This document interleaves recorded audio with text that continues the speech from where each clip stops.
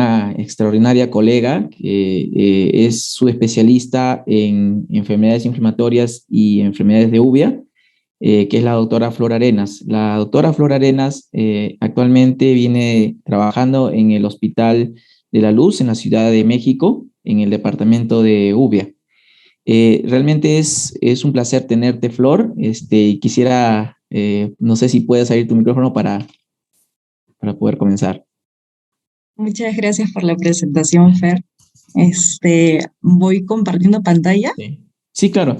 La doctora Flor Arenas hizo la especialidad de oftalmología en el Instituto Nacional de Oftalmología. Recording in progress. Ahí tuve el placer de conocerla ahí, durante la residencia, y bueno, actualmente, bueno, ya hizo su especialidad de uvea, y hoy día nos va a dar justo esta clase que la verdad es muy bonita, es muy interesante porque combina la oftalmología con todo lo que son las enfermedades sistémicas, ¿no? Es como una medicina interna aplicada a la oftalmología, es algo muy, muy bonito, ¿no? Y tiene mucha relación con retina también, ¿no? Que siempre los ubiólogos y los oftalmólogos, los ubiólogos y los retinólogos estamos de la mano, ¿no? Listo, Flor. Entonces, vamos a hacerlo tipo webinar. Entonces, vamos a ir recopilando las preguntas que nos puedan hacer nuestros estudiantes de la Universidad Peruana Unión. Y esperamos también siempre contar contigo para ahí adelante. ¿Sí? Listo, Flor, cuando tú gustes. Muchas gracias de verdad por la invitación. Efectivamente, como dices, la uvea es un tema complejo. De hecho, oftalmología no solamente se limita al ojo, curiosamente. Y de hecho, la rama que yo hice como subespecialidad, que es enfermedades inflamatorias oculares, está asociada justamente a todo lo que se manifiesta a nivel ocular, pero que a la vez tenga relación con una manifestación de alguna enfermedad sistémica de fondo. Entonces, por eso lo hace mucho más interesante, ¿no? Entonces, vamos a comenzar. Primero definiendo el término uvea. Este proviene del latín y significa uva, porque literalmente, como ven en la fotografía, pues parece una uva.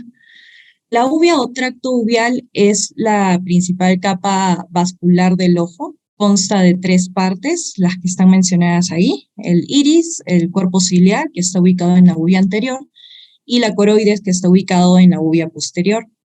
Está firmemente unida a la esclera en 3 puntos: a nivel del espolón escleral, a nivel de los puntos de salida de las venas vorticosas y a nivel del nervio óptico. Y entonces, ¿a qué le llamamos uveitis? Uveitis le llamamos a la inflamación justamente de este tracto uveal, que abarca en sí un amplio grupo de enfermedades que tienen en común justamente la inflamación a nivel del ojo. Esta reacción inflamatoria puede comprometer no solamente el tracto uveal, sino también a estructuras adyacentes, como por ejemplo el vítreo, la retina, estructuras que no forman parte del tracto uveal. Y estas enfermedades pueden ser justamente la manifestación, como les mencioné, de una enfermedad sistémica o también de un proceso que está limitado al globo ocular. Esa fotografía, y de hecho varias de las fotografías que les voy a mostrar, fueron disecciones anatómicas que nosotros realizábamos cuando éramos residentes ahí en el Instituto Nacional de Oftalmología, gracias a nuestro maestro, el doctor Francisco Loaiza. Entonces, en memoria de él también, adjunto estas fotos para que ustedes también se puedan orientar un poquito más. Y vamos a comenzar entonces primero a hablar sobre anatomía e histología del tracto uveal. Ahí les muestro justamente en la imagen, todo lo rojo sería el tracto uveal, los 3 componentes: el iris, el cuerpo ciliar y la coroides. Vamos a comenzar con el iris, el cual pues este es un diafragma que separa justamente la cámara anterior, este es el iris, de la cámara posterior. En la cámara anterior está el humor acuoso y en la cámara posterior está este lente que nosotros conocemos como cristalino. El iris es la extensión más anterior del tracto uveal, está formado por vasos sanguíneos, tejido conectivo, además de melanocitos, células pigmentarias que son justamente responsables del color del iris. Tiene un aspecto como trabeculado, tipo radial, en cuya superficie podemos observar depresiones, crestas, y estas características justamente son importantes porque, como vamos a verlo más adelante, un iris, por ejemplo, que tiene áreas de atrofia, nos puede orientar a cierta etiología ocular. Por ejemplo, los herpes virus afectan el iris a nivel de justamente estas crestas y estas depresiones generando atrofia. Ahora, justamente la movilidad de este iris lo que va a permitir es que la pupila cambie de tamaño y regularice la entrada de luz al globo ocular, ya sea haciendo midriasis o haciendo miosis. Esas es justamente las crestas que les mencionaba y las depresiones. El iris a su vez se subdivide en una zona ciliar o raíz, donde vamos a poder observar justamente las criptas de Fuchs, surcos, y en la zona pupilar, que es la que está justamente al borde de la pupila, tiene también una zona que subdivide estas dos áreas, que se le conoce como collarete. La raíz aproximadamente mide 0.1 y el collarete mide aproximadamente 0.6. Y de hecho en este dibujito muestra la composición por capas del iris. Esta primera capa muestra justamente esa capa pigmentada que tiene el iris, es la superficie anterior. La letra A muestra, bueno, la A y la B muestra las porciones tanto pupilar como ciliar del iris. Y la C muestra justamente estas criptas de Fuchs que le estaba mencionando. El D muestra el collar del pigmento que se ve justamente en el borde pupilar. Y esta segunda capa que, bueno, lo hace de forma comparativa es para que vean justamente la diferencia que existe en la densidad de esta pigmentación en ojos, por ejemplo, que son de iris azul, iris verde. Muestra justamente la despigmentación de estas áreas, ¿no? Trabéculas incluso más prominentes también. La siguiente capa es la capa vascular. Ahí justamente podemos ver los vasos del iris que comienzan a nivel del círculo mayor arterial, que se encuentran a nivel del cuerpo ciliar, el otro componente del tracto uvial. Y luego estoy mostrando justamente en esta área las ramas que se extienden hacia la pupila, creando justamente estas arcadas capilares. En la siguiente capa muestra la disposición justamente circular del músculo esfínter del iris, que es este de aquí, y estas porciones radiales que forman parte del músculo dilatador del iris. Y finalmente la capa posterior del iris, en el cual se observan justamente surcos de contracción radial y los pliegues de Schwalbe. Hablando un poquito más de histología, el iris podemos dividirlo en un estroma, vasos y nervios, el famoso músculo dilatador, el epitelio pigmentado anterior, el músculo del esfínter y el epitelio pigmentado posterior, de los cuales vamos a ir hablando de cada uno. Aquí en el estroma, este estroma está compuesto básicamente por células pigmentadas, los melanocitos, también células no pigmentadas, fibras de colágeno, una matriz que contiene incluso ácido hialurónico, y el humor acuoso fluye libremente dentro justamente de todo este estroma laxo a lo largo del borde anterior del iris, ¿no? De este borde anterior. Las diferencias del color del iris están relacionadas justamente con la cantidad de pigmento, lo que les mencionaba, a nivel de la capa del borde anterior y del estroma profundo. Y el estroma de los iris azules está ligeramente pigmentado y los iris marrones justamente tienen un estroma densamente pigmentado. Los vasos sanguíneos forman la mayor parte del estroma del iris realmente. La mayoría sigue un curso radial que surge del círculo arterial mayor que les mencioné que se encuentran a nivel del cuerpo ciliar.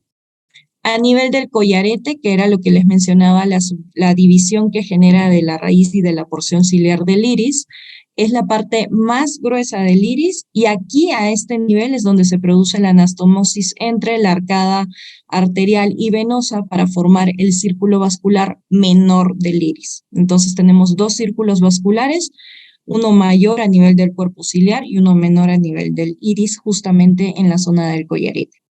Estos capilares tienen un endotelio de tipo no fenestrado y está rodeado por una membrana basal y también pericitos.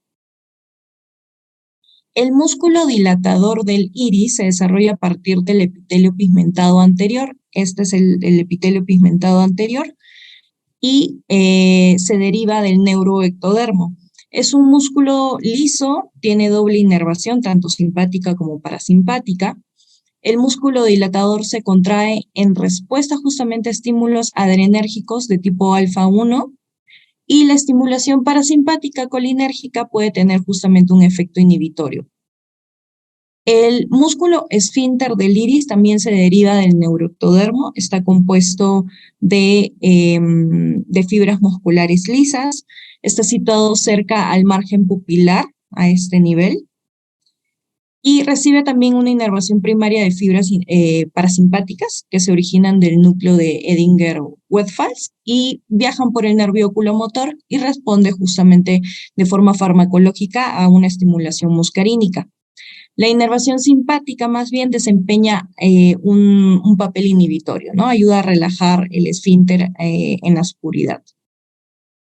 Posteriormente se encuentra el epitelio pigmentado posterior del iris, también llamado epitelio pigmentario del iris.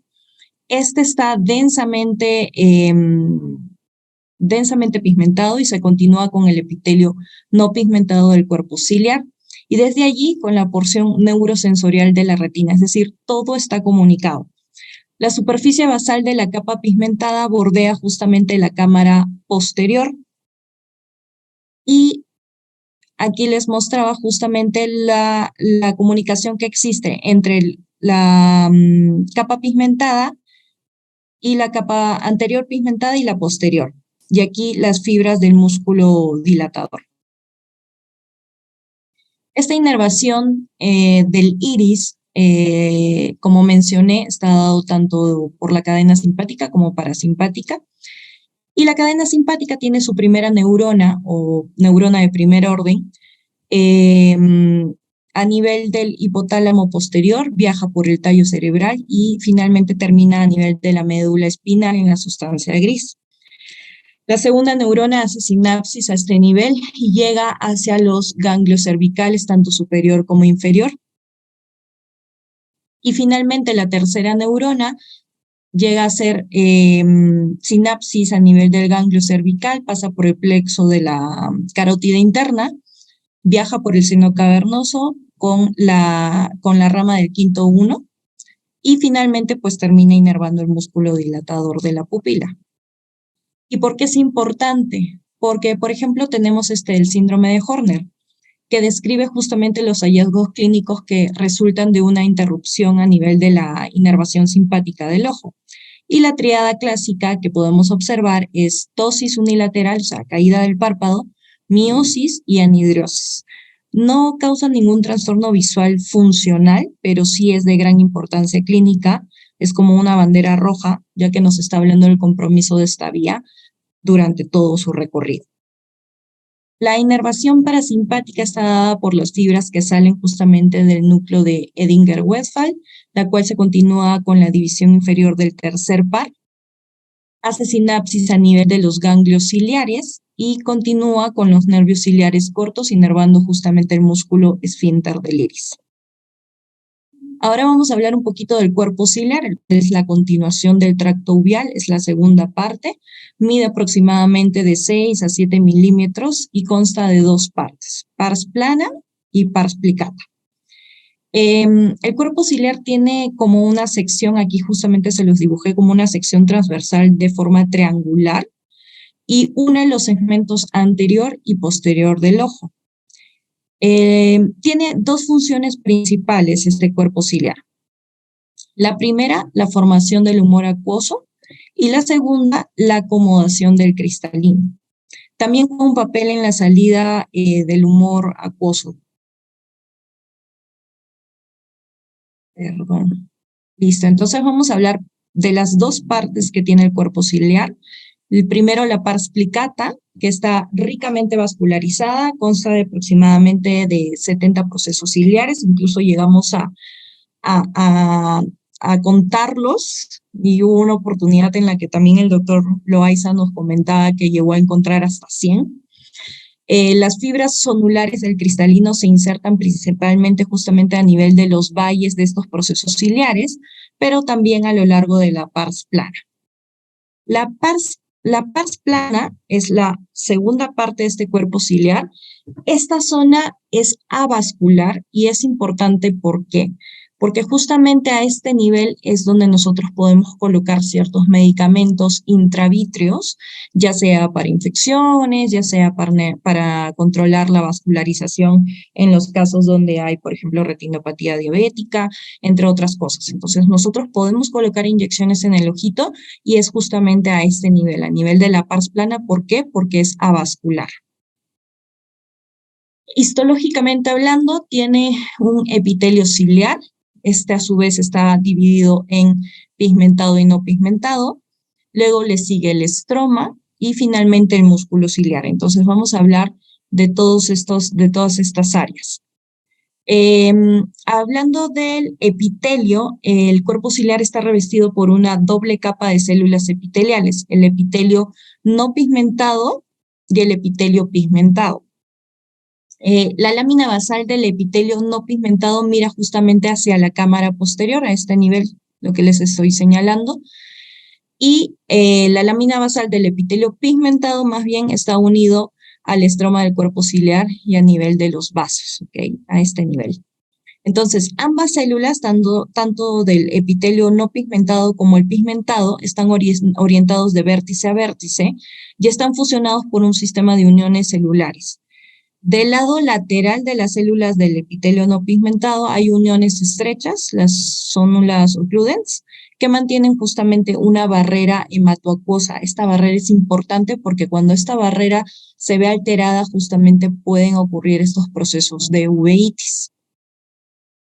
En cuanto a la irrigación, sobre todo del cuerpo ciliar, proviene de las arterias ciliares largas anterior y posterior, que se unen para formar un plexo arterial de múltiples capas que consta de un plexo epiescleral superficial, un plexo intramuscular un poquito más profundo y finalmente el círculo arterial mayor.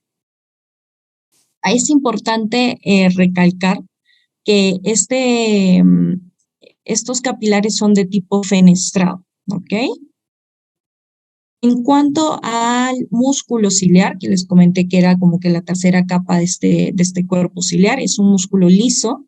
Las 3 capas de fibras son de tipo longitudinal, radial y circular. La mayor parte del cuerpo ciliar está formado por la porción longitudinal, en realidad, que se une al espolón escleral, también es conocido como el músculo de Bruch y surge en la porción más externa del cuerpo ciliar. La porción radial surge en la porción medial del cuerpo ciliar y la porción circular está más hacia el lado interno del cuerpo ciliar. Clínicamente, los 3 grupos de fibras musculares funcionan todos como una unidad y de hecho la presbicia se ha asociado con el músculo ciliar. Sin embargo, se asocia con cambios también en el cristalino, ¿no? Relacionados justamente a la edad, pero aún así el músculo también cambia con la edad, aumenta la cantidad de tejido conectivo entre estos haces musculares y hay una pérdida justamente en la recuperación de la elasticidad de estos músculos cuando se hace contracción. Entonces, al momento de no haber una buena contracción de estos músculos, lo que hace es que el cristalino no juegue, ¿ok? Entonces, por eso el tema de la presbicia. Los fármacos también funcionan a nivel de estas fibras musculares, a nivel del músculo ciliar, ya que debido a que algunas de las fibras musculares forman uniones tendinosas con el espolón escleral que tiene que ver con como el desagüe del humor acuoso y por lo tanto, con la presión intraocular. La inervación deriva principalmente de las fibras parasimpáticas del tercer par. Aproximadamente el 97% de estas fibras se van hacia el músculo ciliar y solo 3% se dirigen hacia el esfínter del iris. Ahora, hablando de la coroides, que es la tercera porción del tracto uvial, es la porción más posterior, nutre de manera importante a la capa de fotorreceptores que están a nivel de la retina. Tiene un grosor promedio de 0.25 milímetros, pero esto va variando conforme, por ejemplo, a nivel de la mácula es mucho más gruesa. Entonces va variando su grosor. Este grosor a nosotros sí nos importa en enfermedades en uveitis, porque nosotros al medir el grosor, ya sea por ecografía, ya sea por una tomografía como el EDI-OCT, nos permite medir el grosor de la coroides y de esta manera también darnos cuenta que existe un proceso inflamatorio a este nivel. Consta de 3 capas: la coriocapilar, que es la capa más interna, la capa intermedia de vasos pequeños, que se llama capa de Sattler, y finalmente una capa exterior de vasos grandes, que se llama capa de Haller. Entonces aquí les muestro una fotografía también, es una disección que se hizo del ojito gracias al doctor Francisco Loaiza, donde el número 1 justamente estamos viendo la retina neurosensorial, y en el número 2 es el epitelio pigmentado de la retina y que está detrás de la coroides con sus coriocapilares.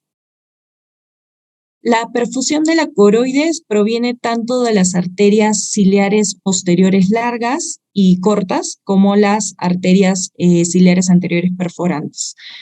Todas son ramas de la arteria oftálmica. Ahora, el flujo sanguíneo a través de la coroides es sumamente alto en comparación con otros tejidos, y de hecho esto lo voy a mencionar más adelante para que puedan entender un poquito la fisiopatología y de la importancia que tiene la coroides. Luego tenemos las arterias ciliares anteriores que les mencioné, que surgen justamente de la oftálmica, pasan hacia adelante con los músculos rectos que perforan la esclera e ingresan al cuerpo ciliar. A nivel del cuerpo ciliar dan como 8 o 12 ramas y forman justamente el círculo arterial mayor que les mencioné que se encontraban en el cuerpo ciliar. En cuanto a las arterias ciliares posteriores, tenemos las largas, las cortas. Las largas son 2, cada una da como 3 a 5 ramas, y a nivel de la hora serrata da lugar a la coriocapilar anterior, mientras que las posteriores cortas dan lugar a la coriocapilar posterior. Y aquí les muestro otra fotografía en donde justamente donde está la pinza están mostrando las venas vorticosas.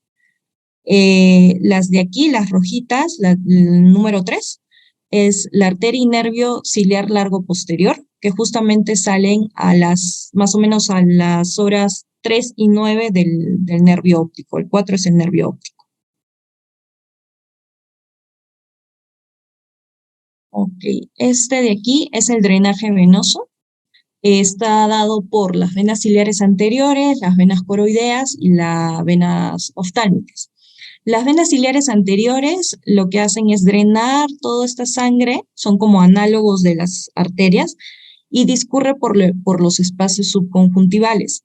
Las venas coroideas convergen en 4 ampollas y terminan finalmente drenando en las venas vorticosas, y de hecho lo pongo en rojo porque es la mayor parte del drenaje se da a este nivel. Y bueno, y finalmente las venas oftálmicas, tanto superior como inferior, terminan drenando a nivel del seno cavernoso.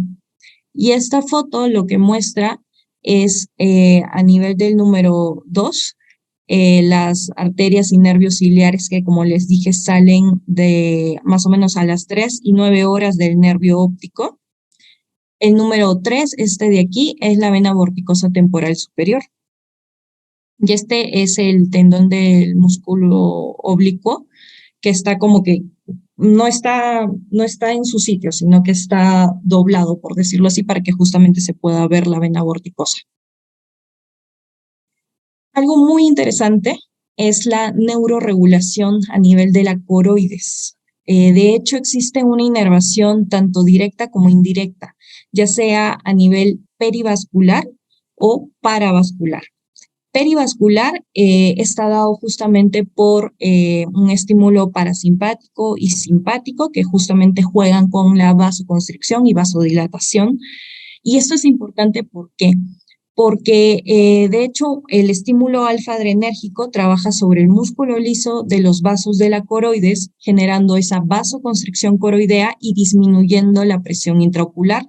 De esta manera lo que hacemos es proteger a la retina y al nervio óptico de una hiperperfusión.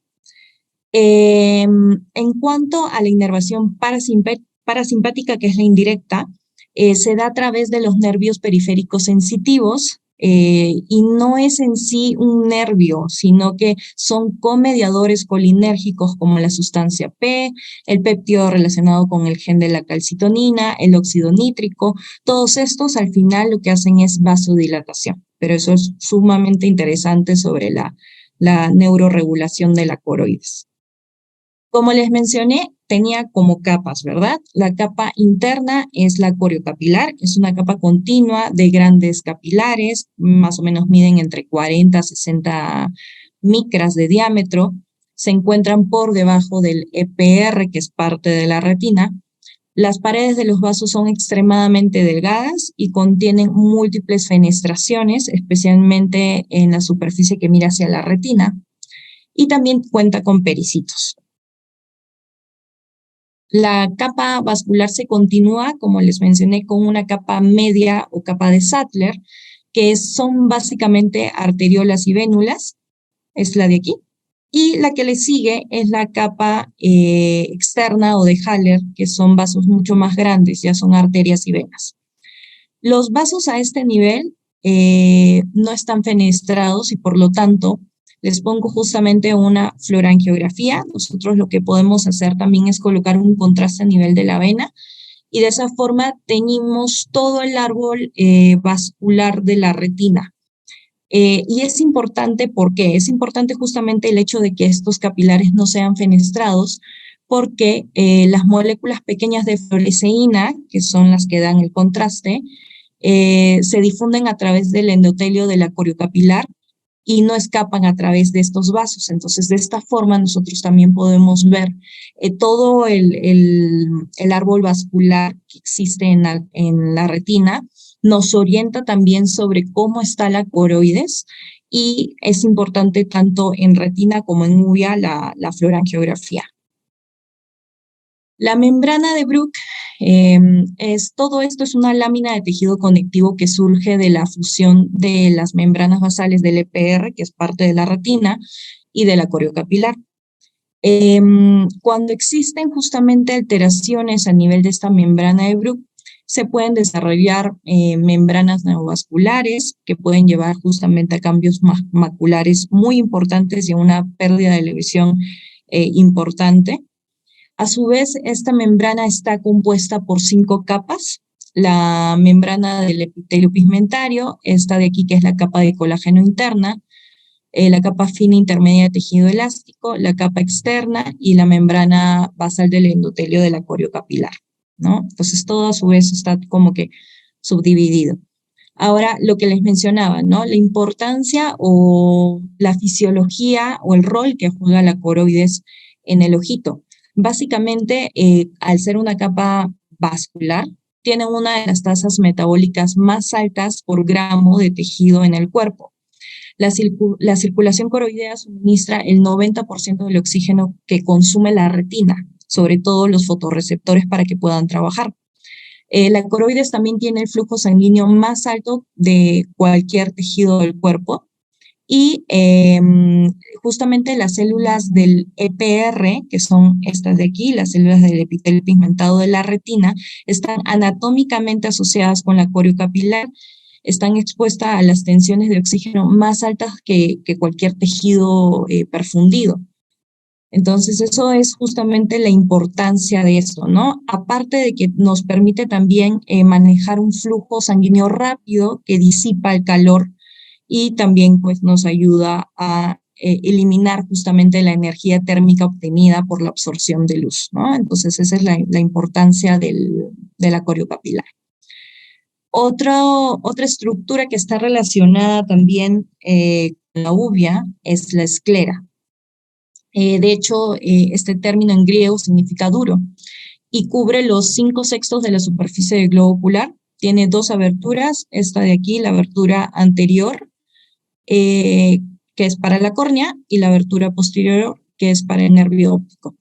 La esclera también tiene un grosor variable, es de 0.7 aproximadamente, pero en ciertas zonas está mucho más delgada, justamente a nivel de las inserciones de los músculos, y es mucho más gruesa a nivel del polo posterior, cerca o alrededor del nervio óptico. Ahora, este estroma, el estroma de la esclera, está compuesto por colágeno, fibroblastos, por sustancia fundamental. Y el principal componente es el colágeno tipo 1, aunque existen muchos tipos de colágeno también.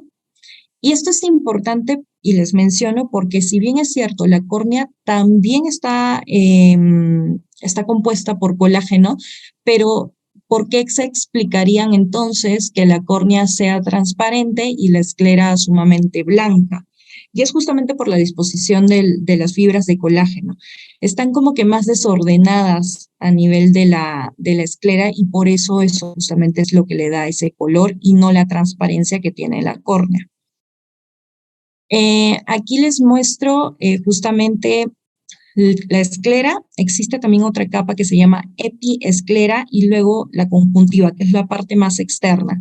Lo menciono porque eventualmente más adelante voy a mencionarles sobre la inflamación de estos.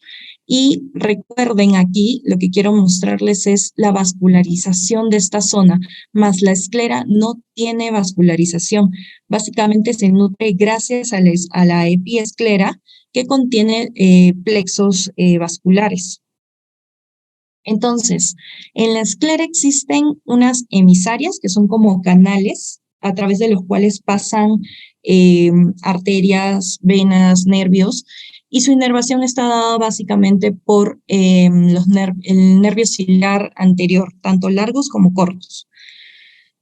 A su vez, las ramas de estos nervios ciliares abandonan la esclera para formar unas asas nerviosas denominadas asas de Axenfeld, que son estas que les muestro aquí, y a veces justamente están pigmentadas y nosotros podemos caer en la confusión de mencionar de que podría ser un lunar o un melanoma maligno, más no es así, es justamente las asas de Axenfeld.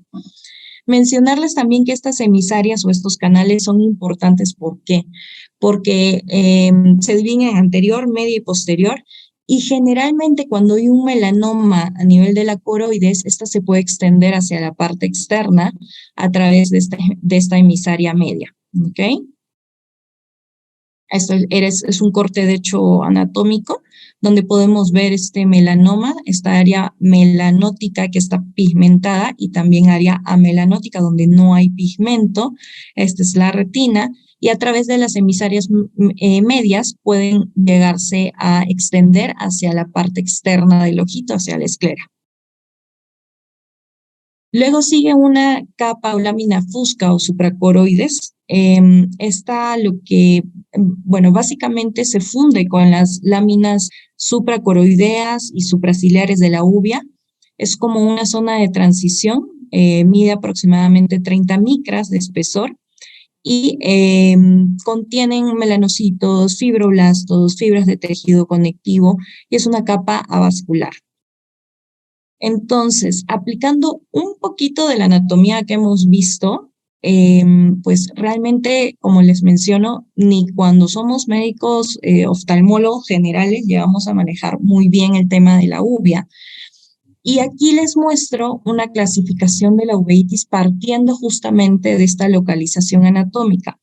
De hecho, existe un grupo de trabajo que se encargó de estandarizar términos en uvea para que todos los oftalmólogos habláramos un mismo idioma.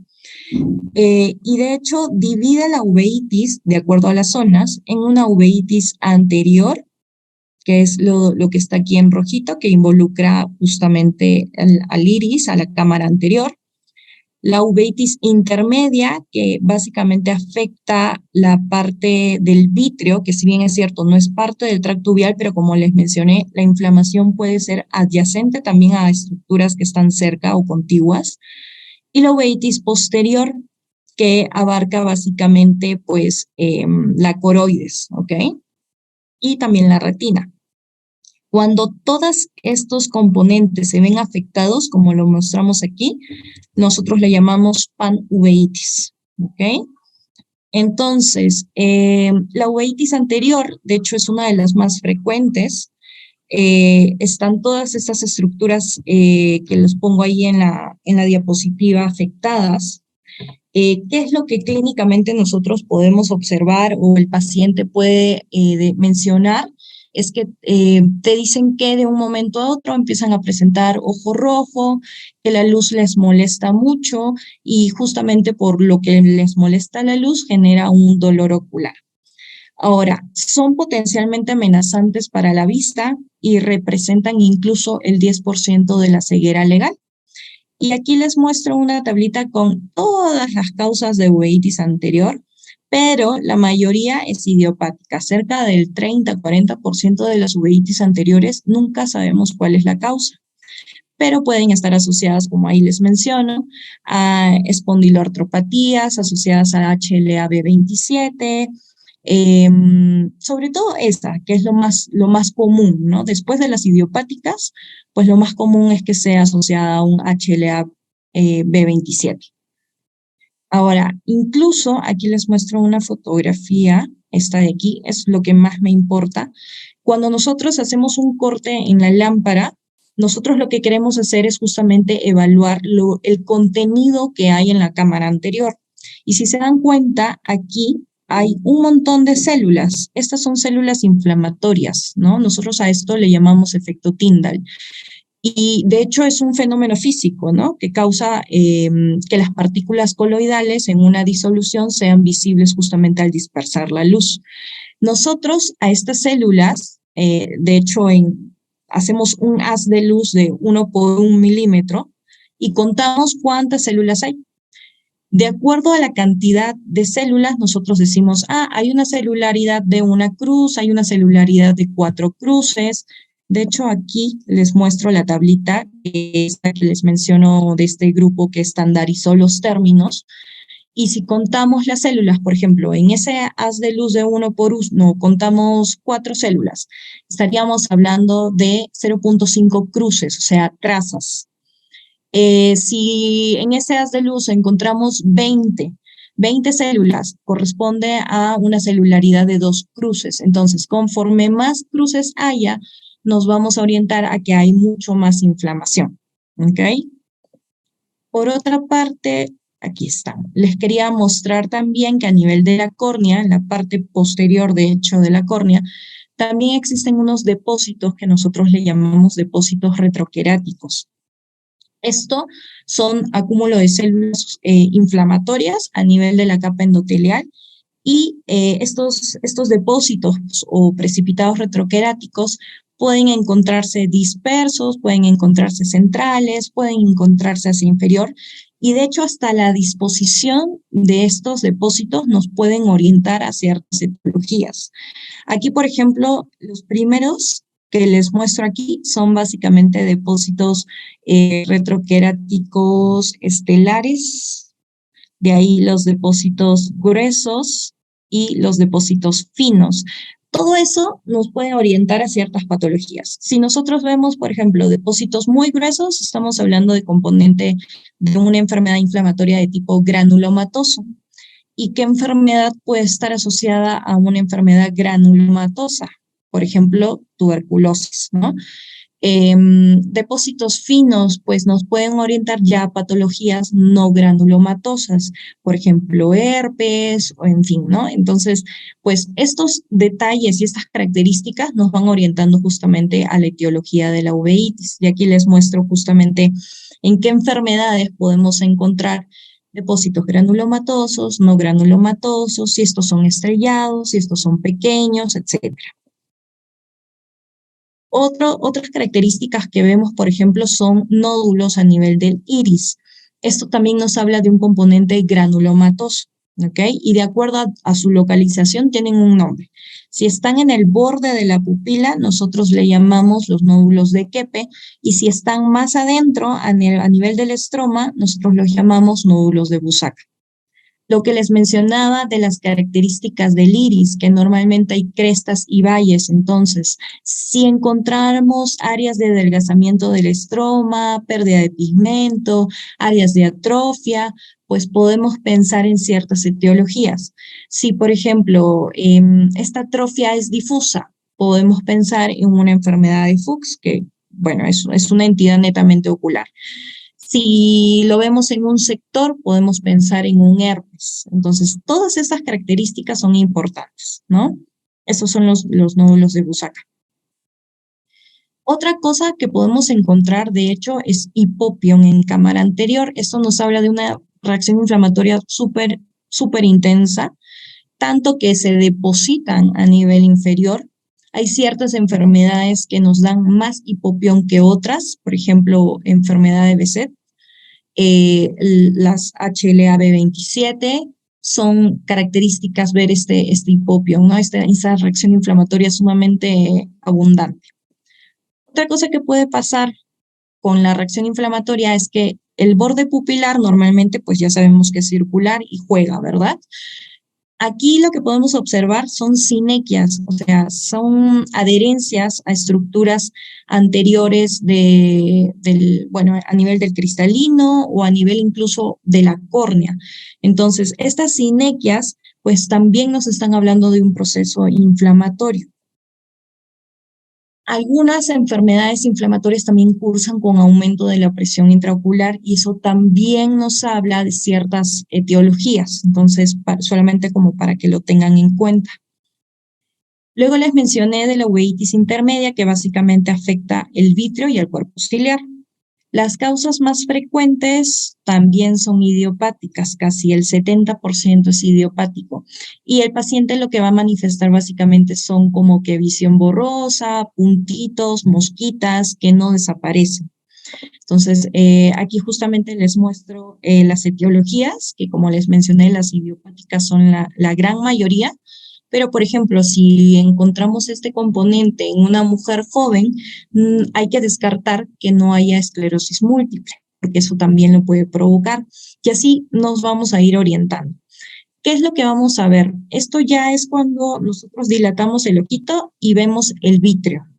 En el vítreo se pueden ver como células inflamatorias también, copos, bancos, exudados, opacidades blanquecinas, y todo esto justamente son como cadenas, como copos, nos orientan a ciertas etiologías. La uveitis posterior, que es la segunda uveitis más frecuente, afecta a la retina y la coroides. Los pacientes también se van a quejar de baja visión, de miodesopsias, que son esos puntitos que les digo, y metamorfopsias, que se refiere a que las figuras o lo que ve lo ve distorsionado. Existen también muchas causas, pero la principal es toxoplasmosis, la famosa toxoplasmosis ocular que la tenemos aquí. ¿Qué es lo que vamos a ver? Básicamente a nivel de la retina o de la coroides vamos a ver unos focos de inflamación. A esto le llamamos retinitis, coroiditis. Vamos a poder ver que también los vasos se inflaman y a eso le llamamos vasculitis. Hay edema cerca a las lesiones. Aquí no está en la fotografía, pero hay como edema, es decir, empieza a llenarse de líquido toda la retina. A eso le llamamos nosotros desprendimiento de retina seroso. Entonces, todo lo que se encuentra en la parte posterior, pues uveitis posterior. Y finalmente la panuveitis, que como les mencioné, se inflama todas las capas, absolutamente todas. Hay ciertas enfermedades características de panuveitis, una de ellas es el BKH, el Bosco y Anadiarada, que es una enfermedad pues que se manifiesta netamente en el ojo, pero también tiene un componente a nivel del neurológico, a nivel cutáneo, a nivel auditivo, entonces no es tampoco una enfermedad netamente ocular. Aquí, esta es lo otro que les mencionaba, que justamente quería que supieran bien todas las estructuras anatómicas de la conjuntiva, epiesclera y esclera. ¿Por qué? Porque estas estructuras también se inflaman. Entonces, cuando la epiesclera se inflama, se llama epiescleritis. Y de hecho, estas epiescleritis, el 10% está asociado a enfermedades sistémicas. Básicamente, el paciente se queja de ojo rojo. No hay dolor en realidad. Básicamente es ojo rojo. Y por ejemplo, es un examen que nosotros hacemos. Hay muchas formas en realidad de saber si se trata de una epiescleritis o una escleritis, porque sí se pueden confundir.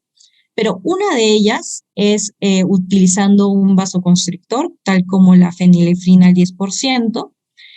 Esta lo que va a hacer es blanquear el plexo epiescleral superficial sin cambios en el plexo epiescleral profundo. Entonces, al transinstilación, el ojo con epiescleritis se blanquea, así como muestra la figura. Entonces, les vuelvo a mostrar. Se aclara totalmente. Para nosotros eso es una epiescleritis. Hay otras formas de evaluarlo, es algo ya más oftalmológico. Y existen variedades simples, nodulares, y la escleritis que les mencionaba justamente para hacer el diagnóstico diferencial. De aquí sí se asocia a dolor. De hecho, el 34% se asocia a una enfermedad sistémica, en donde básicamente el plexo vascular profundo es el que se afecta. En la epiescleritis se afecta el superficial, más no el profundo, mientras que en la escleritis se afectan los dos. Entonces aquí, por ejemplo, ¿no? Le colocamos esta fenilefrina al 10% y si se dan cuenta, aclara casi nada, ¿verdad? Entonces, eso nos está hablando de una epiescleritis y tenemos que buscar enfermedades sistémicas de fondo, como por ejemplo artritis. También existe una clasificación de escleritis anterior, posterior. Esto es solamente para que lo tengan en cuenta. Por ejemplo, esta fotografía nos muestra una epiescleritis difusa porque está todo inflamado. Esta es la variedad nodular, que se encuentra justamente como un nódulo elevado, y la necrotizante con signos inflamatorios, que esto sobre todo está asociado a vasculitis de tipo ANCA. Y esta de aquí, la escleromalacia perforans, que ya no hay signos inflamatorios, pero pues todo el tejido uveal está protruyendo a través de la esclera. ¿Ok? Esto blanquecino solamente es la conjuntiva, que es lo único que lo está deteniendo ahí. La escleritis posterior, que ya como dice su nombre, es la parte posterior, puede manifestarse justamente con estas alteraciones a nivel del fondo de ojo, porque vemos como edema y esto genera pliegues y esto nos orienta a pensar en que es una escleritis posterior. E incluso a veces nos valemos de ciertos exámenes como la ecografía, donde podemos ver un signo, el famoso signo de la T, que nos orienta justamente a una escleritis posterior. Entonces, bueno, básicamente es eso lo que les quería dar. Es un tema, como les digo, muy amplio, muy complejo, pero espero que les haya gustado, que se hayan podido orientar un poquito más y pues a ver qué preguntas hay. Sí, Flor, muchas gracias. Y eso que, bueno, yo creo que sí podríamos de repente, no sé si por ahí tienes algunas fotitos de, por ejemplo, ahorita, ¿no? Para después, de Ajá, sífilis ocular, de repente una toxoplasmosis, las ok. artritis reumatoideas juveniles, bueno, pero bueno, primero vamos a avanzar con esta, ya hay algunas preguntas que nos hacen nuestros colegas, Ajá. que, a ver, vamos a ver la primera pregunta. Y aquí por el chat les he estado poniendo las perlas de la clase, ya a manera de resumen para que ellos lo puedan tener. Entonces ya el que estuvo en la clase y está en el chat, lo va a tener. Bueno, dice, ¿cómo dice? Aquí hay una pregunta, ¿no? Dice, ¿cómo el grosor indica la inflamación en ecografía, ¿no? O sea, ¿cómo es que uno se da cuenta ecográficamente, ¿no? Eso Ujú. yo creo que por ahí va la pregunta. Ok, justamente aquí está esta ecografía. Con la ecografía lo que hacen es, en realidad miden la pared posterior, no es que midan en sí la coroides, o sea, no pueden aquí ecográficamente discernir entre la retina, la coroides, el espacio supracoroideo, no. De hecho, lo miden todo, pero más o menos es una media de entre 1.1 a 1.5, ¿no? Si esto está aumentado, nos está hablando de un proceso inflamatorio, o sea, es como que se hincha la parte de atrás. Ahora, a nosotros en UVIA particularmente lo usamos, por ejemplo, con el EDIOCT, que es una tomografía especial que miden exactamente la coroides. De hecho, también es algo medio subjetivo de la persona que lo realiza, pero por lo menos ya podemos discernir bien entre pues cuál es la retina, cuál es la coroides y medimos específicamente la coroides. De hecho, existe la enfermedad que les mencioné, el Bosco-Yanaria-Arada, el BKH. Es una enfermedad donde a veces clínicamente, o sea, oftalmológicamente hablando, puede ser que no tenga inflamación, pero con estos exámenes, al medir el grosor, nos damos cuenta que el grosor está aumentado. Entonces, en esos casos, por ejemplo, nosotros aumentamos el tratamiento antiinflamatorio para reducir el tamaño. Una vez que volvemos a hacer el examen y ese tamaño está reducido, quiere decir que estamos controlando bien al paciente. Entonces, esas son formas de medirlo. Claro, y sobre todo para que más o menos entiendan que el tratamiento de las uveitis va a depender mucho de la causa, ¿no? Hay uveitis que son infecciosas y hay uveitis que no son infecciosas, ¿no?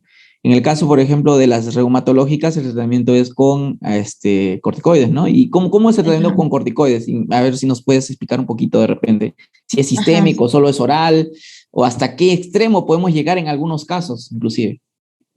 Básicamente, o sea, lo importante es que cuando llega un paciente, discernamos entre una enfermedad infecciosa y una no infecciosa. ¿Por qué? Porque si le damos a una infecciosa corticoide, volamos.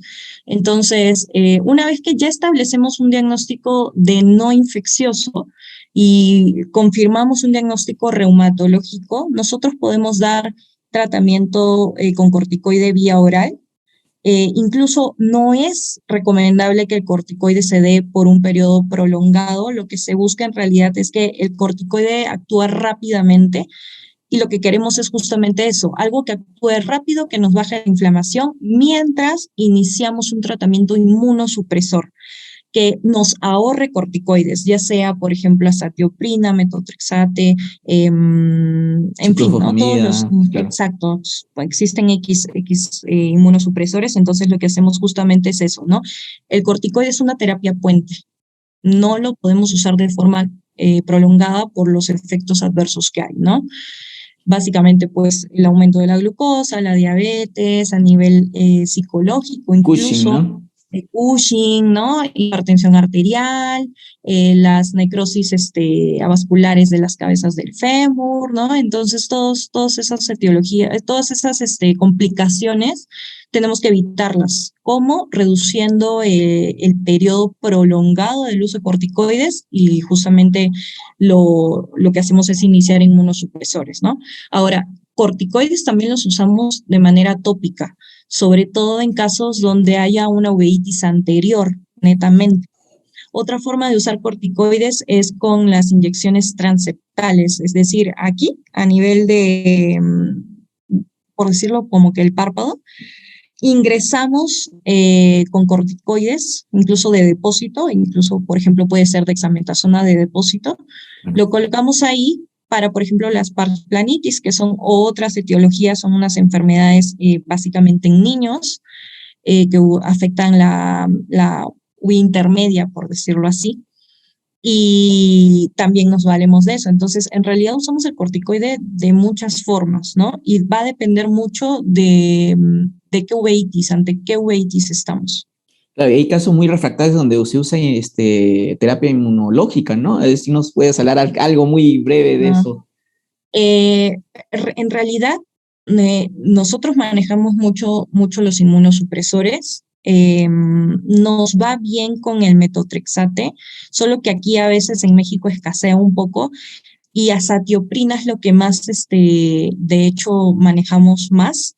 Estos inmunosupresores lo que hacen básicamente pues es modificar la respuesta inflamatoria a nivel celular y tenemos que evaluar, de hecho, varios parámetros, no es dar por dar, ¿no? O sea, tenemos que estar pendientes de efectos adversos, como por ejemplo leucopenia, trastornos en la función hepática. Entonces, a estos pacientes continuamente hay que estarlos citando, no solamente para ver si hay actividad o no actividad de inflamación, sino también para el control de los efectos adversos, que nos basamos justamente en exámenes de laboratorio como seguimiento. Ahora, hay casos en donde a veces ni siquiera el inmunosupresor nos ayuda, ¿no? Y tenemos que usar ya biológicos. Lamentablemente, nosotros como oftalmólogos, incluso siendo subespecialistas en uveitis, no los manejamos. Ya eso pues queda en la cancha del reumatólogo. Entonces tenemos de hecho que estar en continua comunicación con ellos para poder, pues, para que nos aprueben el uso de algún biológico, que es una terapia pues ya sumamente fuerte. Y sobre todo se ven en casos pues de estas enfermedades que les mencioné. De hecho, como muestra la fotografía, esta escleritis, esta de aquí, ¿no? Muchas están asociadas justamente a vasculitis de tipo ANCA. Entonces, a estas enfermedades de primera mano biológico. No nos esperamos a iniciar inmunomoduladores, ¿no? De frente biológico, porque pues tienen muy mal pronóstico, y no solamente ocular, sino a nivel sistémico, ¿no? A nivel del riñón, a nivel del pulmón. Entonces, por eso es que iniciamos incluso biológicos. Por ejemplo, ¿en qué enfermedades, por ejemplo, usamos biológicos? Podríamos usar para que más o menos tengan idea de qué enfermedades son las que nos dan así pesadillas a los oftalmólogos, por ejemplo. Ajá, bueno, lo que les mencioné primero, las vasculitis, sí o sí, A la eh, vasculitis. hasta incluso las uveitis anteriores por HLA-B27 refractarias. Por ejemplo, Cuando el nombre de la enfermedad de repente no lo conocen con el nombre de HLV27. Por ejemplo, ¿qué enfermedad, por ejemplo? espondilitis anquilosante, artritis reactiva, artritis psoriásica, enfermedades inflamatorias intestinales, todas esas son como que un grupo de espondiloartropatías que afectan al ojito, y en esos casos, cuando incluso el tratamiento inmunomodulador no es, o sea, no basta, podemos usar biológicos. Las AIJs también, ¿no? Que son las artritis idiopáticas juveniles en los niños. En esos casos también podemos usar hasta biológicos. Sí, en caso de los niños, de las uveitis, por ejemplo, de las artritis reumatoides juveniles son pero terribles, ¿no? Y son, dejan ciego a los niños si es que tú no lo detectas a tiempo. Eso es algo que también quería llegar, ¿no? De que, por ejemplo, la terapia en estos niños, el problema es de que están en crecimiento y le estás dando corticoide. Entonces, pero también no le puedes dar por mucho tiempo inmunosupresores, porque De también hecho, detiene ese crecimiento, ¿no? cuando son a nivel ocular, normalmente lo que hacemos es dar inmunomoduladores por 1 a 2 años. Esperamos a que durante ese tiempo no haya habido nuevamente reactivación de la enfermedad, y de ahí recién valoramos la reducción del inmunosupresor. De por sí, o sea, como que por nuestra parte, o sea, oftalmológicamente hablando. Pero pues si ya tiene un componente sistémico como la IJ, pues eso ya básicamente ya lo maneja el reumatólogo, ¿no? Claro, nosotros los oftalmólogos, en realidad, como le digo, la oftalmología es una especialidad clínico-quirúrgica. O sea, y es muy bonito porque el oftalmólogo está en todo sitio, está en consulta, está en quirófano, está en urgencias, está en UCI, está en todo lugar donde se imaginan, está con las con los que en sala de partos, está en todo sitio, ¿no? Entonces, y mire, tenemos relación con los endocrinólogos, tenemos relación hasta con los dermatólogos, con los Con neurólogos, todos. con todos. Y eso es lo bonito de la especialidad, ¿no? Eso es lo bonito. Aquí hay una pregunta interesante que dice, ¿cuál es la de las uveitis que nos mencionaste de las cuatro, ¿no? De la anterior, media posterior y panuveitis, ¿cuál es la más frecuente, ¿no? La Y en anterior, orden las frecuentes. ¿Las frecuentes y la cuáles son sus anterior, enfermedades? la anterior básicamente, que como les mencioné, el 30% es idiopático, y de ahí de repente un poquito más frecuente las que les mencioné, el HLA-B27. De ahí le sigue la uveitis posterior, básicamente toxoplasmosis. O sea, es como que lo primero que debes pensar es toxoplasmosis si encuentras una uveitis posterior. De ahí le sigue la uveitis intermedia y finalmente la panuveitis. Ajá. Y eso les encanta preguntar, por ejemplo, en los exámenes de residencia, ¿no? Al menos en el MIR, les encanta preguntar eso de las HLV-27. O sea, cuando llevan el Ujú. curso de reumatología, creo que ya lo llevaron inclusive. Entonces, ahí les habla mucho de eso, ¿no? Y qué repercusión tiene. Entonces, acá hay otra pregunta que dice, ¿no? Estas son por ejemplo, la mayoría de oitis son idiopáticas, pero ¿qué enfermedades también nos pueden dar, por ejemplo? Aparte Ajá. de las de HLV-27, por ejemplo. Eh, pero depende, ¿no? O sea, depende de qué, de una uveitis anterior, Ah, media, posterior. de las anteriores, por ejemplo, aparte del HLV-27, tenemos también, ¿qué enfermedades, por ejemplo? Mira, aquí justamente les muestro el cuadro con las proporciones de las enfermedades. De hecho, la que le sigue es la artritis idiopática juvenil, que es básicamente en niños.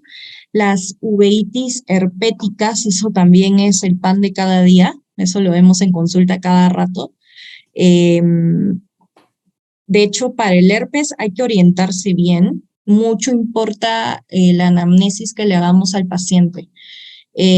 Preguntar si ha tenido varicela en la infancia, preguntar cuántos episodios normalmente presenta de fuegos labiales, ¿no? Eh, y clínicamente hasta nos orienta el hecho de ver cómo está el iris, si tiene atrofia, si de repente tiene la presión elevada en el ojo, eso también es muy indicativo de herpes. Ya cuando incluso pues vemos la dendrita, que es una lesión muy característica de herpes en la córnea, pues nos está hablando a gritos ya que eso es herpes, pero a veces no se presentan así, ¿no? Se presentan solamente como uveitis anterior, la celularidad en cámara anterior, el ojo rojo y ya estas características que lo vemos pues ya cuando estamos haciendo la evaluación. Aparte de que no solamente se presenta, por ejemplo, el herpes a nivel de la uvea anterior, sino también de la uvea posterior, ¿no? En la retina forma necrosis, áreas de necrosis, de retinitis necrotizante, son súper agresivas. Si tú Sí, no las detectas a tiempo, los ojos se te van en cuestión de semanas. sí, Entonces, el tratamiento tiene que ser agresivo también. Preguntarle al paciente también si ha tenido vesículas, ¿no? En el área facial. Eso también, pues, ya cuando hay vesículas en el área facial, pues tú dices, esto es herpes zóster, ¿no? Y de hecho hay que diferenciar también entre un herpes simple y un herpes zóster porque el tratamiento cambia, o sea, me sí. refiero a la dosis. La dosis es mucho más alta en el herpes zóster que en el simple. Y Entonces, ese signo característico en la punta de la nariz, ¿no? Hutchinson, El ajá, Hutchins, pregunta de residentado siempre, ese paciente también. con herpes, que tiene en vesículas en la nariz, afectación trigeminal, ¿no? Y el Ujú. ojo y tiene uveitis, esa es una herpes oftálmica, ¿no? Herpes, Herpes zóster ajá. oftálmico, ¿no? Eso es algo Ujú. característico. Y pregunta de examen de residentado donde vaya. Eso es importante. Acá hay una pregunta que dice, ¿no? ¿Qué examen se utiliza o qué utilidad, mejor dicho, tendría el ver los nódulos de Busaca, de Kuepe, que por aquí hacen esa pregunta, por ejemplo? Ajá. Esos nódulos nos hablan de uveitis granulomatosas. Entonces, hay ciertas enfermedades que son de tipo granulomatosas. De hecho, aquí para que lo puedan leer un poquito. ¿Qué enfermedades son granulomatosas? Tuberculosis. De hecho, tuberculosis es una de las que pensamos primero en Perú, porque somos país endémico. Y eso es como que inmediatamente a tuberculosis. Pero no todo es tuberculosis. También toxoplasmosis, sífilis, herpes también te puede dar granulomatosis, granulomatosas. Y sarcoidosis realmente yo nunca he visto, pero pero también es, ¿no? O sea, eso es lo que Escrito. se describe en la bibliografía. Más que todo ¿cómo se llama? Europa, en la parte occidental, por allá, ¿no? Exactamente. Sí. Y algo importante al que quería mencionarte era, por ejemplo, el problema con los pacientes con VIH, que es todo un tema Ujú. porque por ejemplo, ¿nos puedes hablar un poquito de repente de ahí por ahí de qué repercusión hay qué problema tenemos con el VIH y con el herpes y con la toxo y con la TB y con la No. sífilis? O sea, como saben, el VIH pues es una enfermedad en donde las defensas bajan totalmente, ¿no? Los CD4, depende del nivel de CD4 para que se presenten ciertas enfermedades, ¿no? Entonces, por ejemplo, si nosotros tenemos un paciente VIH que tiene CD4 menos de 50 y que viene porque le ha bajado la visión, a veces incluso ni siquiera presentan ese síntoma.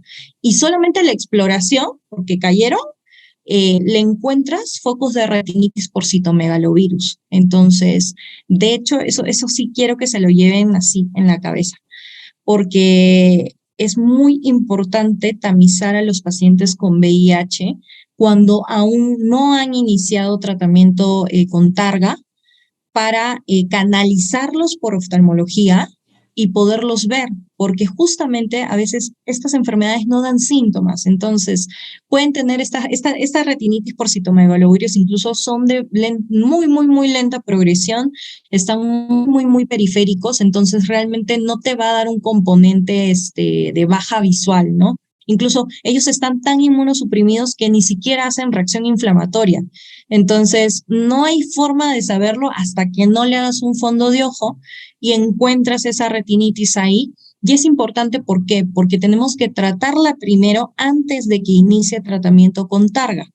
Cuando inician tratamiento con Targa, estos pacientes recuperan nuevamente esa función inmunológica y esa respuesta. ¿Y qué pasa si nunca le dimos tratamiento para citomegalovirus? Empieza a formarse justamente el síndrome de recuperación inmune, exacto, y te hacen otra vez inflamación. Entonces, sí es importante, ¿no? Aparte, bueno, eso es en el caso del citomegalovirus, pero por ejemplo, los pacientes con VIH, sífilis te puede dar con cualquier número de CD4, o sea, así tengas más de 500, que es lo ideal en ellos, te pueden dar. Y de hecho están muy asociadas, muy asociadas. Por eso también es importante siempre pedirles el VDRL, el FTA.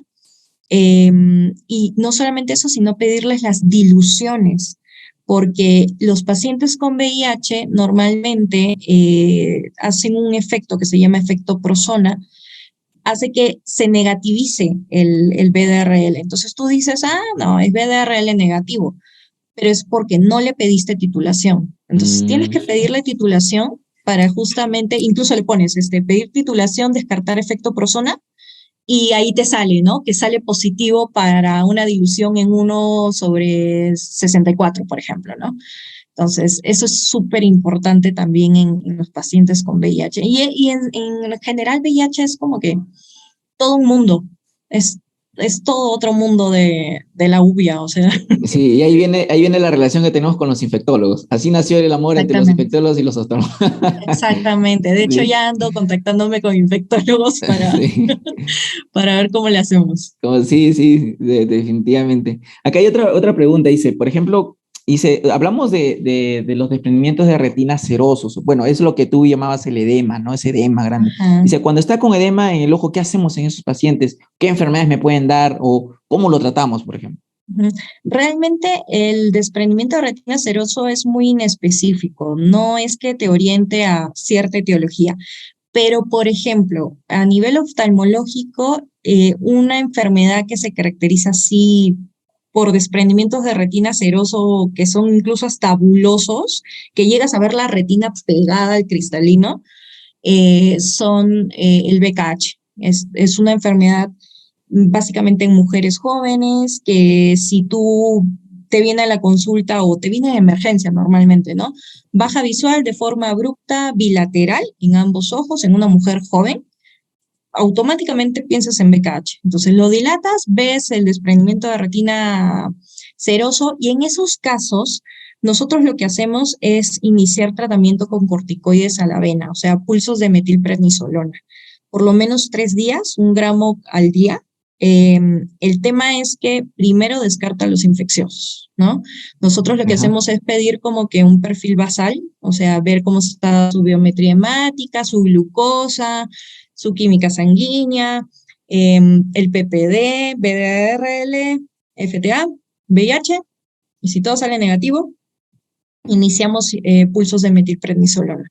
Eso es lo que normalmente hacemos. Ahora, si de repente no son tan escandalosos, es un desprendimiento de retina como que muy tenue, ¿no? Y dependiendo de la enfermedad, podríamos usar para oculares, ¿no? Esos que les mencionaba, los transeptales. pero en realidad nos están hablando de un proceso inflamatorio. Entonces, dependiendo de la etiología, si empezamos a manejar los tratamientos antiinflamatorios, ese edema va a desaparecer. Claro. Sí, en realidad siempre hay que, como mencionamos al inicio, ¿no? Diferenciar entre si es infeccioso. La uvea se puede dividir entre es infeccioso o no es infeccioso para poder dar el siguiente paso, ¿no? Ujú. Entonces, por eso es que pedimos, nosotros como oftalmólogos, inclusive algunos pacientes llegan por primera vez a nosotros, ni siquiera llegan a medicina interna o a reumatología, no, llegan a nosotros. Entonces, el reto del oftalmólogo es ver, por ejemplo, hay pacientes con VIH inclusive que llegaron y que se enteraron que tenían VIH por nosotros, o pacientes que se enteraron que tenían de repente, hablando de los tumores intraoculares, se enteraron que tenían un cáncer de pulmón por nosotros, por una metástasis a nivel del ojo. Entonces, nosotros siempre vamos a pedir esos laboratorios que tú mencionas, ¿no?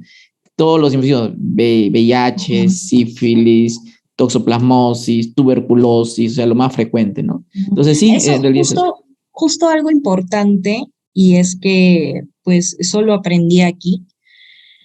A veces, no sé, les piden este perfil Torch, que es pues para ver justamente IgG, IgM de toxo, herpes y bla, bla, bla. Realmente nosotros no lo pedimos. No lo pedimos, ¿por qué? Porque es el común denominador para todos. O sea, la población en total, casi más del 90%, tenemos positividad para herpes, y eso no te va a determinar que la causa de tu uveitis sea por herpes. La clínica es lo que manda, no el examen de laboratorio. Y eso sí es importante. De hecho, aquí aprendí también a que las toxos el diagnóstico son clínico. No tenemos que por qué pedir un perfil TORCH a esos pacientes. Realmente eso no nos ayuda, a no ser que pues sea una presentación atípica, ¿no? No es la típica presentación de toxoplasmosis y pues estamos ahí como que en duda, podríamos pedir una serología para eso, ¿no? Pero en realidad la clínica es lo que manda. Sí, sí, porque lo común es pedir IgG, IgM de toxo, ¿no? Y dice negativo, negativo, no tiene toxo. Sí, Exactamente, pues. pero si tu clínica es así, que es esa, de hecho les mostré esa lesión aquí, de hecho esa lesión que les mostré, déjame, esta creo que es. Esta es la típica de toxo, ¿no? Ahí, por ejemplo, está cicatrizada, ahí ya no hay inflamación, y de hecho así se va a quedar, ¿no? Si vemos aquí los bordes, están todos pigmentados, ya está atrófica la lesión, pero si, por ejemplo, ¿cómo sabemos que está activa? Porque estas lesiones blanquecinas, por ejemplo, si se encuentran a nivel del borde adyacente a una cicatriz y que nos da vitreitis, que es la inflamación del vítreo, es como que soy toxoplasmosis, ¿no? Y no tienes que por qué pedir serología porque tu clínica manda. Así como le dicen, no tiene cola, orejas, y dice, wow, es gato. No, pues Ex- así es, exactamente. exactamente, sí. Hay otra pregunta que nos hacen acá, a ver, acá la tengo. Aparte de la artritis reumatoidea, ¿qué otra enfermedad podría hacer epiescleritis y cuál es el tratamiento definitivo del mismo? Epiescleritis están más asociadas, bueno, si bien es cierto, artritis sí, pero realmente no es lo común. Lo común en epiescleritis es ver de repente algún componente de asma, alergias, blefaritis, que es una inflamación en los párpados. Es algo muy inespecífico. En escleritis sí. En escleritis, como mencioné, el 34% está asociado a enfermedades sistémicas. Entonces, en esos casos, lo primero, artritis reumatoide. O sea, y es que eso también es un mundo, porque en la escleritis les mencioné que habían como que tipos, ¿no es cierto? Si es una escleritis nodular, pensamos más en una etiología infecciosa. De hecho, tenemos que descartar tuberculosis, incluso herpes, em, pero no es que haya una regla, ¿no? Ahora, si es una escleritis difusa, sí pensamos más en algo reumatológico como artritis, lupus también te puede dar escleritis, las vasculitis de pequeños vasos, en fin, Toda la Wenneger, Strauss, todo, exacto, todas las todos, o sea, vasculitis. sí. Sí, pero también es así como que si son nodulares piensan más en algo infeccioso, aunque no siempre. Por ejemplo, tuve una paciente, eso fue muy bonito ese caso. Era una paciente que llegaba ella nos mencionó que ya tenía varios episodios de uveitis herpética anterior. La habían estado tratando, llevaba como 6 años, con 5 episodios por lo menos. Y esta vez llegaba porque también tenía el ojo rojo, las molestias a la luz y todo eso, ¿no? Le vimos, estaba con celularidad, dijimos, herpes. Le dimos tratamiento, un mes, no, una semana, 2, 3, 4, 5 semanas, y empezó a aparecer un nódulo en la esclera y dijimos, ok, ¿esto qué es? O sea, si no responde la ciclovir, entonces pues esto ya no es herpes. Lo que hice fue empezar a buscar alguna enfermedad reumatológica. Me salió por ahí la BCG y la proteína C reactiva un poquito elevada. Y a la semana la paciente la observé bien y en el pabellón de la oreja estaba todo así como regordeta, el hélix, el pabellón de coloración medio morada y bilateral. Entonces esto pues me hizo pensar en que estamos en una policondritis recidivante, que es también una enfermedad reumatológica. Y de hecho eso pasó. La mandé con reumato, la evaluó, efectivamente era policondritis, le iniciamos tratamiento con prednisona y con azatioprina. El nódulo bajó totalmente, pero a las 2 semanas, creo, de haber iniciado el inmunomodulador, presente queratoiditis herpética en el otro ojo. O sea, tenía las dos cosas. O sea, estaban las dos cosas. Y justamente es eso, ¿no? Una cosa no te excluye la otra tampoco. Pueden Así es. coexistir enfermedades. Entonces, pero también es importante ver todo, todo, o sea, no solo el ojo, sino a nivel sistémico, ¿no? De hecho, la sífilis, por ejemplo, en la sífilis es importantísimo no solamente ver, en nuestro caso como oftalmólogos, el ojo, sino que ver las palmas de las manos, porque siempre presentan el secundarismo justamente en las palmas de las manos, en las plantas de los pies. Cuando se les caen las cejas, se les caen las pestañas, eso también nos orienta. En el cabello, los parches, ¿no? De alopecia. Entonces, clínicamente hay que verlo completo al paciente. Y esta es justamente el área de la oftalmología que es muy como de medicina interna, ¿no? Sí, sí, claro. Por ejemplo, me has hecho acordar eso de que a veces uno en medicina, pues nada es absoluto. Por ejemplo, hace 2, 3 días había un niño con un prematuro que pues nació de creo 30 semanas. Entonces, pero pues tenía TORCH positivo y tenía toda la imagen de citomegalovirus. Entonces dijeron, bueno, pues no, primero dijeron, o sea, que tenía 35 semanas, porque aquí el tamizaje ROP en México empieza a las 34. Entonces, como tenía 35, entonces no lo excluyeron del ROP, pero sí vieron que tenían como citomegalovirus. Ajá. Pero ¿qué pasó? Que la señora viene como las 3 semanas y nos dice, ¿sabe qué, doctor? No, es que yo me confundí mi fecha de última regla y sacando la cuenta, el niño tenía 32 semanas. Ay, Así que encontramos una retinopatía del prematuro 4A, o sea, un desprendimiento de wow, retina sin involucro macular, pero con la retinitis por citomegalovirus. wow. Entonces, así pasa. Entonces, Ujú. una cosa no excluye a la otra. Entonces, todo el mundo se concentró en darle tratamiento para el CMV y de verdad ya no tenía CMV. Ya lo habían tratado, pero tenía la retina que se jaló, pues ni modo. Entonces, en Ujú. medicina nada es absoluto. Eso es algo que quiero que quede claro con los chicos, ¿no? Otra pregunta que nos hacen, dice, ¿tiene alguna importancia en el abordaje terapéutico el saber si la uveitis es anterior, intermedio, posterior, o simplemente debemos diferenciar entre infeccioso e inmunológico? Dice. No, de hecho, es muy importante la clasificación porque de acuerdo a la clasificación tiene ciertas etiologías, ¿no? Eh, por ejemplo, las que le mencioné, el HLA-B27, las espondiloartropatías, jamás te van a dar una uveitis posterior, por ejemplo, o una panuveitis. Siempre va a ser una uveitis anterior. Entonces, Cuando llega el paciente, lo ideal es clasificarlo y ponerle nombre y apellido. Es decir, mi nombre es uveitis y mi apellido es anterior, posterior, intermedia, porque de esa forma nosotros podemos orientarnos más hacia el diagnóstico. Entonces, y obviamente depende del diagnóstico para poder dar un buen tratamiento. Entonces, sí es importante esa clasificación, ¿no? Claro. Hay otra pregunta, dice, ¿se podría decir que la esclera es avascular pero inervada y la epiesclera es vascular pero con ausencia de inervación? No.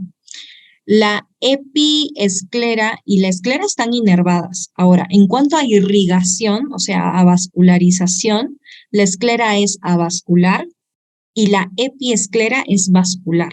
Sin embargo, ¿de dónde se nutre? Se nutre de la epiesclera. Así es, correcto, es de la epiesclera, ¿no? Otra pregunta interesante dice, de las 4 uveitis que mencionó, ¿cuáles de estas tiene peor pronóstico? Mm,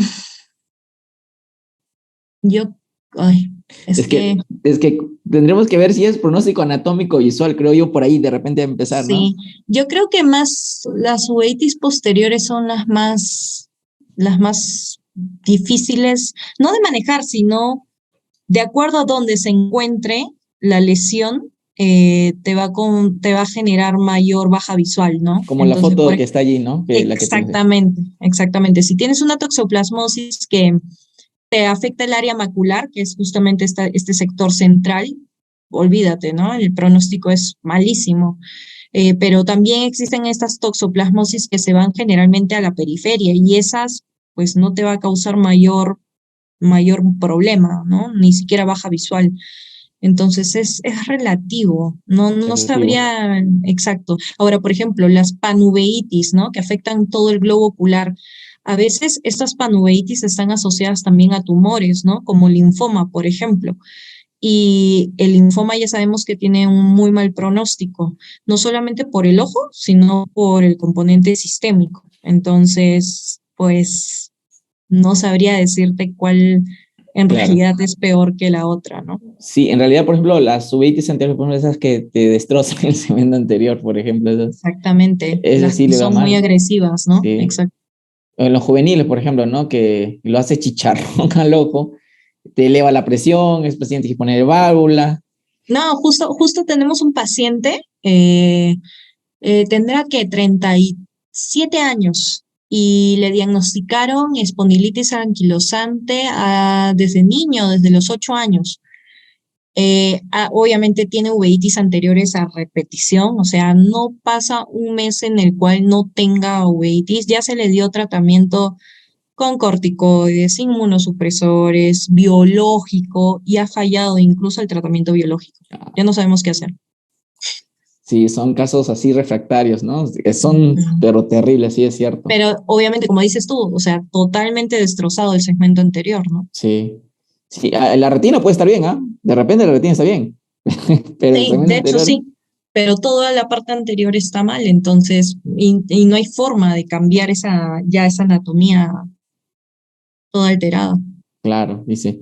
Dice, ¿hay algún tratamiento indicado para las moscas volantes producidas en uveitis? Quizás es un síntoma inicial cuando se condensa el vitrio, ¿no? Pero tiende a Exacto. bajar, ¿no? O sea, en realidad con la Con el tratamiento, ¿no? corticoide. Sí, Ajá, tiende a bajar. sí. Por ejemplo, sobre todo las uveitis intermedias, ¿no? Que afectan el vítreo. Podemos colocar esos corticoides paraoculares para bajar la inflamación y de esa manera sí se reducirían las miodesopsias. Pero eh, no toda miodesopsia es uveitis intermedia, ¿ah? Porque yo sé ahorita que algunos deben estar diciendo, ay, yo veo mosquitas, veo sombritas que me giran el ojo. Eso hasta cierto punto es normal, es algo fisiológico, porque nuestro vitrio tiene ciertas zonas en donde se Silicúa. ancla a la retina Ujú. y en ciertas zonas se licúa. Tú sabes más de eso que yo. Entonces, eso no significa que tengas uveitis intermedia tampoco, ¿no? Sí, no, sí, sí, sí, esto. Pero sí, las uveitis intermedias, para que se queden con la imagen de a quién le da más uveitis intermedias, por ejemplo, ¿cómo lo catalogarías esos pacientes?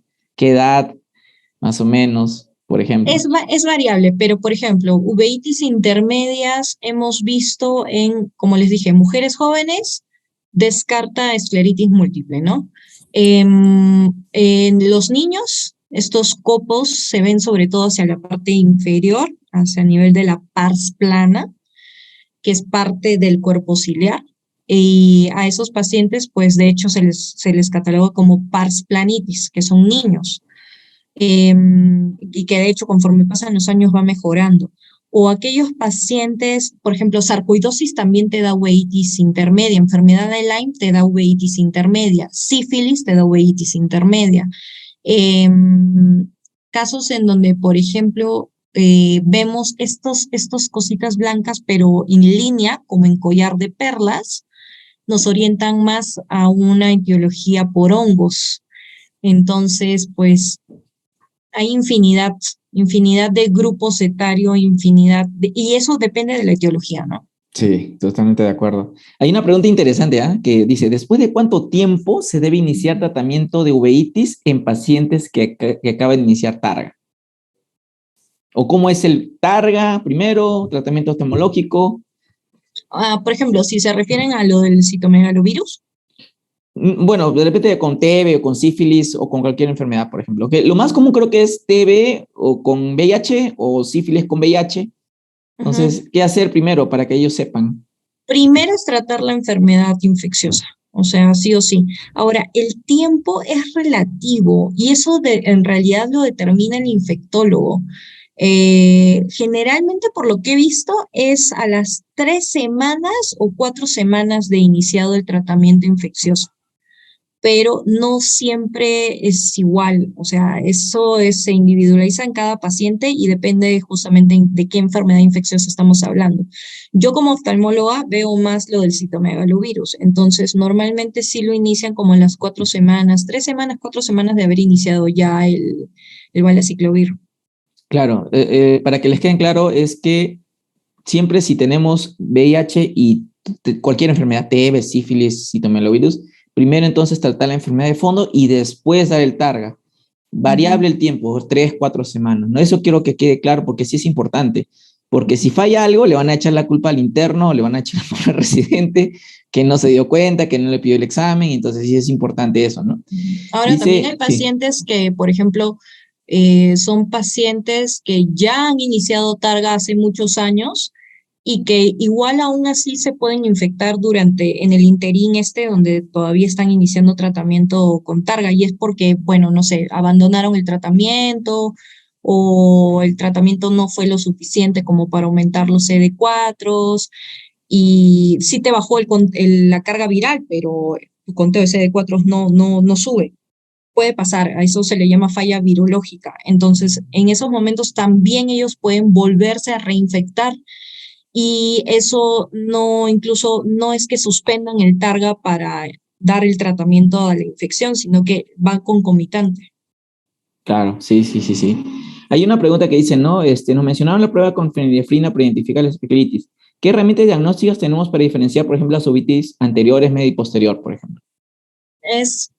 Bueno, básicamente la lámpara te va a dar la solución. Sí. El examen oftalmológico, o La sea, la oftalmoscopía lámpara, indirecta, el examen exactamente. lámpara de hendidura. Algunos exámenes auxiliares, de repente, como mencionaste, es el EDIO-CT. Ahora hay la nueva tecnología que es el ZipSource, que te hace pues como un EDI-CT y tú puedes medir la coroides. En una angiografía de repente nos ayuda mucho de repente, ¿no? Pero en Ujú. realidad es más el ojo clínico, en realidad lo que da el diagnóstico, ¿no? Y El fondo de ojo. la sintomatología del paciente, ¿no? Si normalmente pues te dice, no hay mucha baja visual, pero hay ojo rojo y dolor, generalmente va por anterior, ¿no? Generalmente. Pero si te dicen eso de las mosquitas flotantes, de que sí bajó la visión, pues te orienta más a una intermedia posterior, ¿no? Claro. Hay una pregunta interesante también, una de las que nos mencionan. Dice, ¿cuál es el manejo de una escleromalacia? ¿Cómo abordan una herniación uvial? Ok.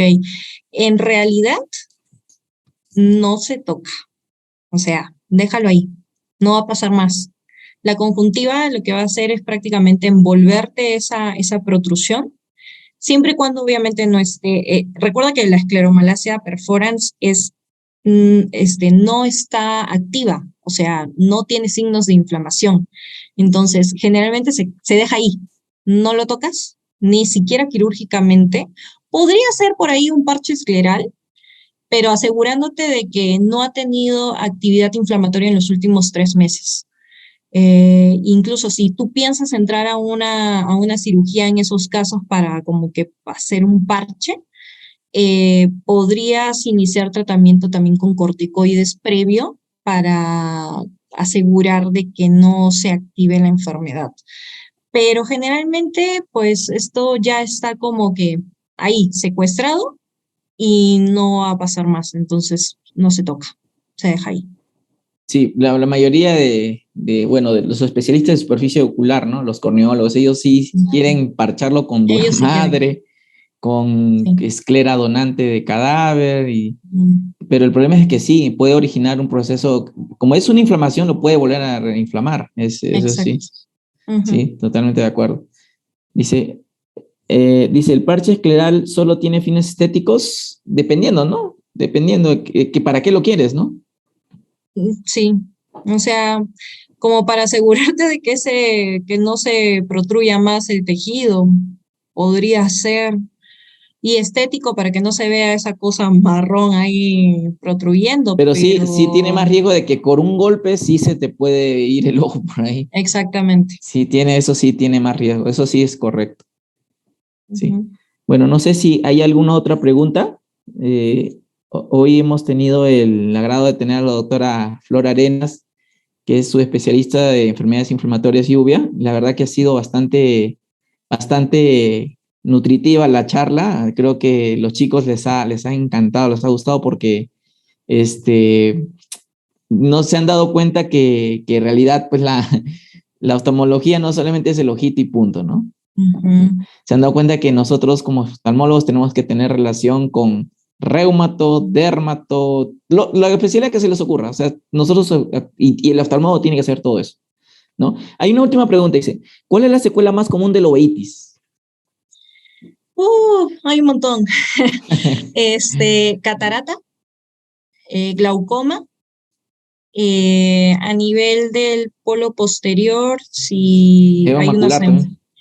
edema macular, neovascularización coroidea, hay un montón. Sí, neovascularización coroidea. Y sí, todas ellas repercuten en la visión. Y si no la tratas adecuadamente, el paciente va a quedar muy seculado. Aunque hay enfermedades inflamatorias que afectan tanta la inflamación que ya de por sí la retina queda pues muy afectada o el segmento queda muy afectado. Y dependiendo de dónde haya sido la inflamación o la enfermedad, ¿no? Inclusive, ¿no?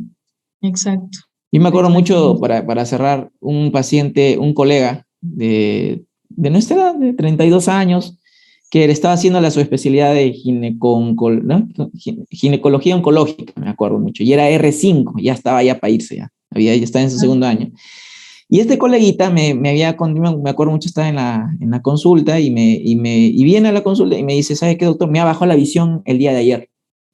Y me contó, pues, que había hecho su serum en la selva. Yo Okay. creo que ya la está sacando, pero de ahí nomás ya. Entonces tenía pues celular en cama anterior, tenía precipitados granulomatosos, tenía Ujú, hipertensión ocular, que bueno, tenía hipertensión mm, ocular. Lo había visto un colega, ya lo había diagnosticado previamente también, ya sospechaba lo mismo, así que llega a nosotros. Y pues y es cirujano, pues tenía una lesión parafobial, la- Ay, no. parafobial y ese ojo vino viendo 20/200, 20/400. Ah, chico joven, con todo un futuro por delante. Pues de empezar tratamiento pues con todo, ¿no? Le dimos sulfamethoxazol, trimetoprim, Ujú, clindamicina, le dimos, después de un par de días empezamos el tratamiento con corticoides tópicos, ¿no? ujú, El ojito. Pero en él, bueno, eso también, inclusive lo que te voy a mencionar es algo bastante controversial, o inclusive creo que por falta de evidencia todavía no queda estandarizado, ¿no? Pero a él se le inició, por ejemplo, terapia con clindamicina y dexa intravítrea hasta dos o tres ok. veces. Entonces el Ajá. paciente salió, pero le pusimos así ganas ahí controlando todos los días, la presión empezó a bajar, el seguimiento tomográfico a cada rato para ver que no nos afecte justo el centro foveal. Felizmente que no había tomado la fobia, pero estaba como que a 300 micras del centro foveal. No, y justamente, incluso dependiendo de la localización de la lesión, es que tú decides dar tratamiento, porque también, no, o sea, por mi escuela es como que a todas las toxos las tratas, pero, o sea, en la literatura no te dice eso. La literatura te dice de que en ciertas áreas de la localización de la lesión, en esos casos sí dar tratamiento. Por ejemplo, si se encuentran en la mácula, como este caso, si se encuentra en las arcadas, ¿no? Si se encuentra en el nervio o cerca al nervio. Entonces, esas áreas que son de mejor visión, justamente, o que mantienen la visión adecuada, si hay cicatrices o lesiones a ese nivel, dar tratamiento. Pero por escuela, en realidad, a todos se les da tratamiento. Ahora, adicional, le damos corticoide vía oral, pero no inmediatamente, o sea, si inicia tratamiento hoy día, como que a los 48, 72 horas, puedes iniciar tratamiento con corticoide, porque quieras o no, es una enfermedad no solo infecciosa, sino que también te genera inflamación.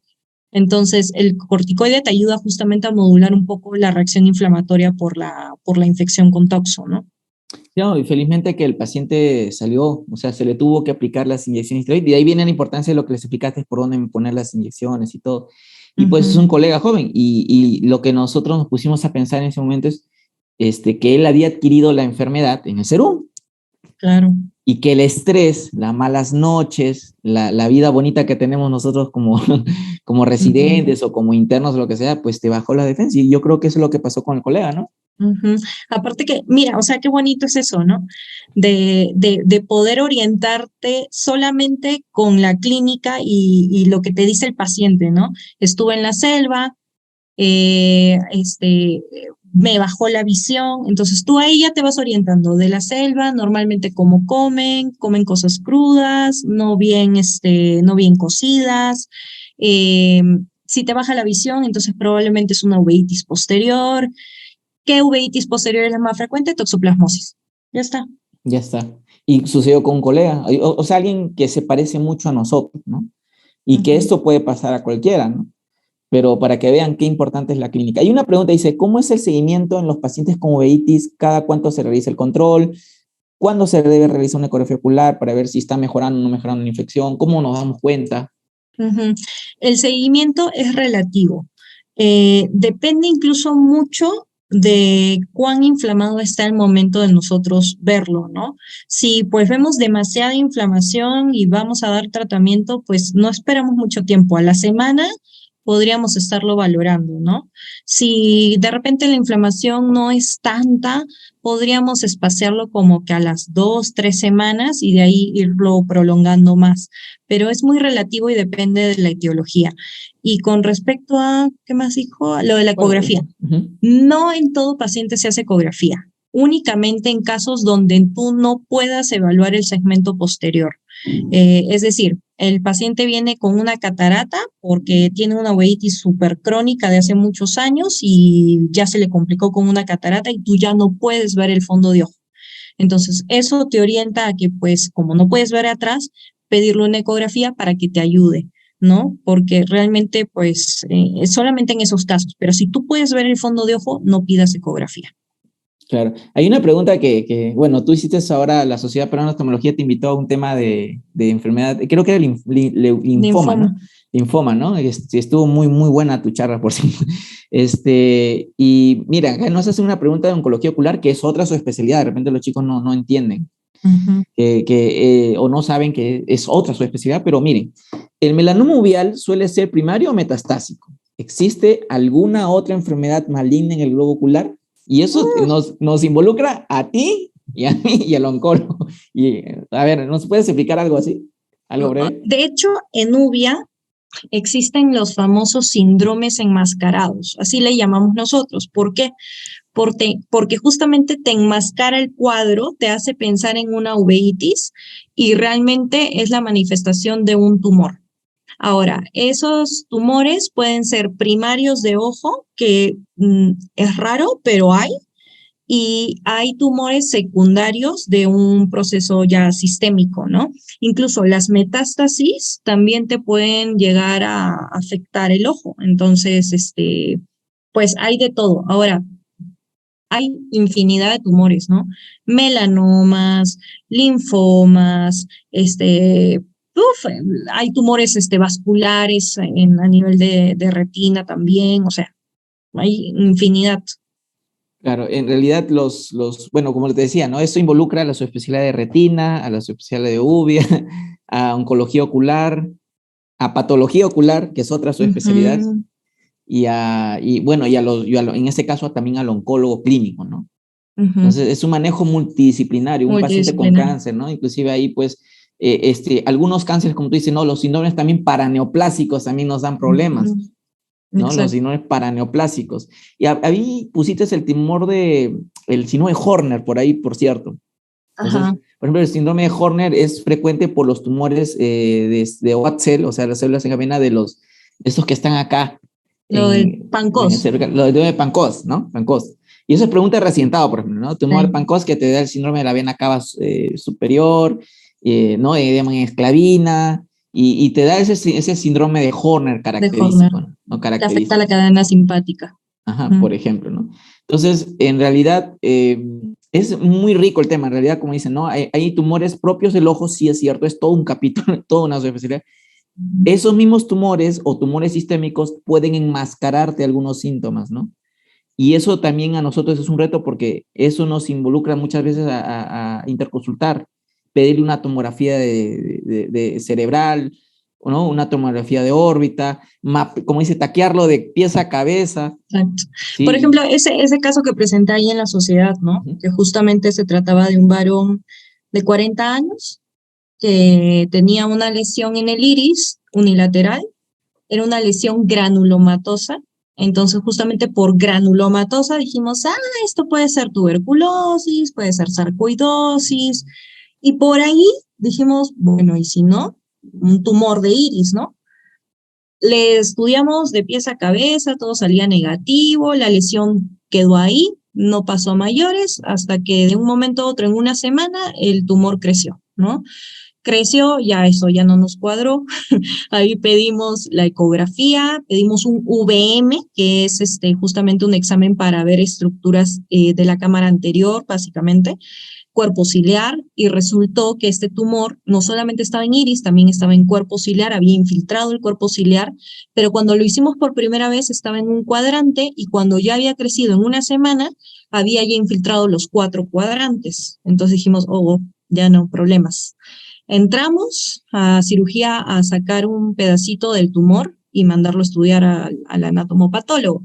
Y ahí es cuando el anatomopatólogo nos menciona que pensaba en una enfermedad linfoproliferativa. Se hizo incluso inmunohistoquímica y resultó ser un linfoma de tipo no-Hodgkin, ¿no? Y es importante, ¿por qué? Porque estos tumores, el 75% está asociado ya a un componente sistémico hematológico, entonces a derivarlo a hematología, ¿no? El 60-80% está asociado con un desarrollo a nivel del sistema nervioso central, a mandarlo también bueno, a oncología en general, ¿no?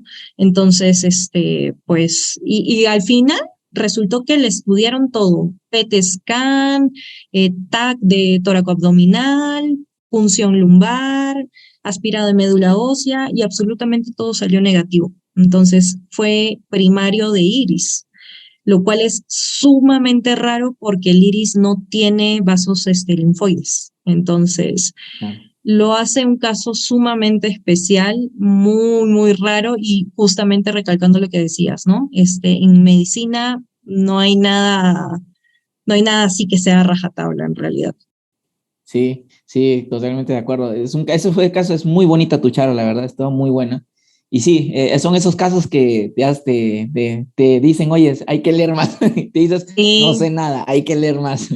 y aún haciendo la subespecialidad, sigues Sí, sintiendo que hay cosas que todavía no sabes y que conforme te pasan los años y la experiencia es lo que al final te da esos conocimientos porque hay cosas sumamente raras que ni en el libro salen, ¿no? sí. Y bueno, ya como conclusión, creo que toda esta charla se han dado cuenta que, bueno, aparte de enseñarles un poco de nuestra subespecialidad, en realidad nuestro país necesita subespecialistas. Ya antes la idea era, ya me gradué de médico, listo, ya la hice.